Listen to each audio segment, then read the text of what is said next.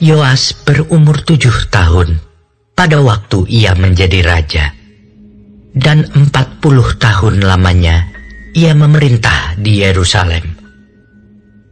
Nama ibunya ialah Zipia dari Bersyeba. Yoas melakukan apa yang benar di mata Tuhan selama hidup Imam Yoyada. Yoyada mengambil 2 orang istri bagi dia. Dari mereka ia mendapat anak laki-laki dan anak perempuan. Kemudian Yoas bermaksud untuk membaharui rumah Tuhan. Ia mengumpulkan para imam dan orang Lewi dan berkata kepada mereka, "Pergilah kamu ke kota-kota Yehuda dan kumpulkanlah uang dari seluruh orang Israel untuk memperbaiki rumah Allahmu setiap tahun. Lakukanlah hal itu dengan segera."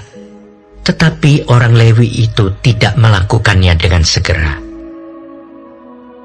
Lalu raja memanggil imam kepala Yoyada dan bertanya kepadanya, "Mengapa engkau tidak menuntut kepada orang-orang Lewi untuk membawa dari Yehuda dan dari Yerusalem pajak yang dikenakan Musa, hamba Allah itu, kepada jemaah Israel untuk kemah tempat hukum Allah?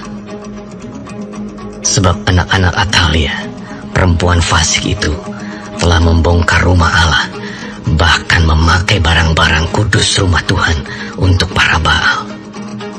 Sesudah itu, raja memerintahkan supaya dibuat sebuah peti dan ditempatkan di depan pintu gerbang rumah Tuhan. Lalu menyuruh mengumumkan di Yehuda dan di Yerusalem bahwa orang harus membawa bagi Tuhan pajak yang dikenakan Musa, hamba Allah itu, kepada orang Israel di padang gurun. Maka bersukacitalah semua pemimpin dan seluruh rakyat. Mereka datang membawa pajaknya dan memasukkannya ke dalam peti itu sampai penuh.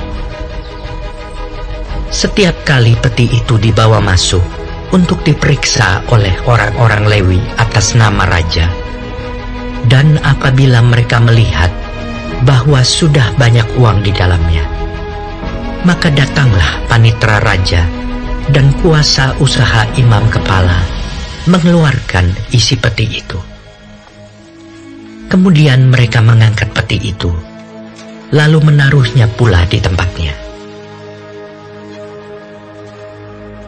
Demikianlah mereka lakukan setiap kali, dan banyaklah uang yang dikumpulkan.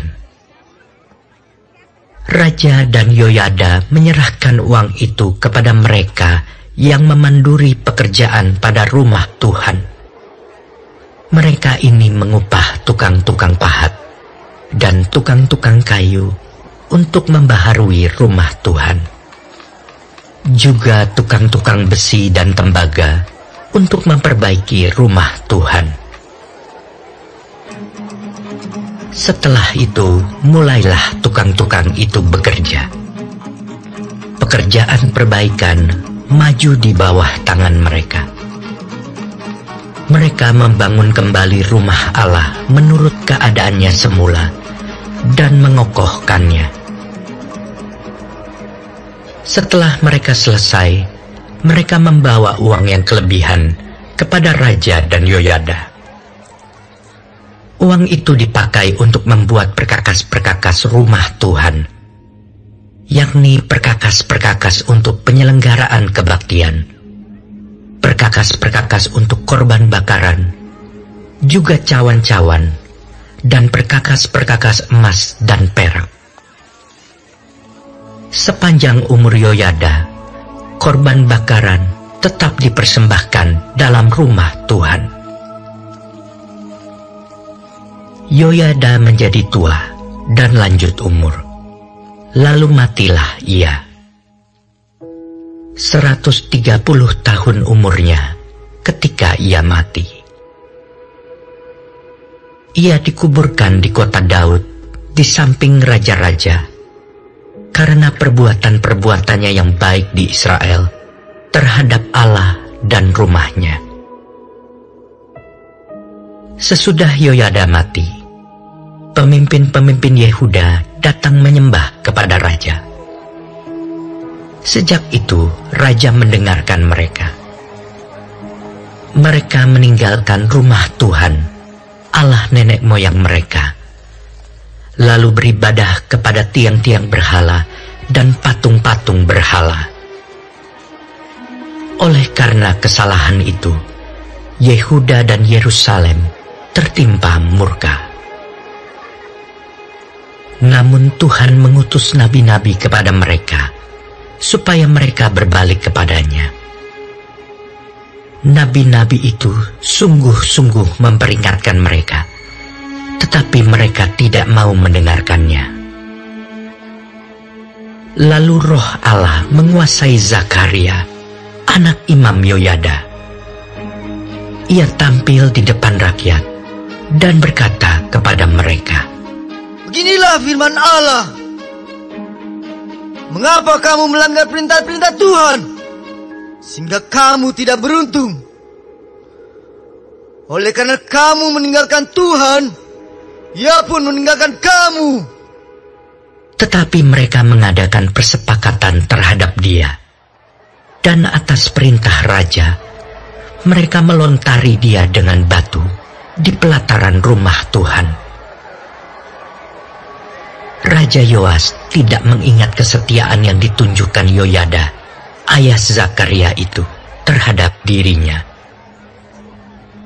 Ia membunuh anak Yoyada itu, yang pada saat kematiannya berseru, "Semoga Tuhan melihatnya dan menuntut balas."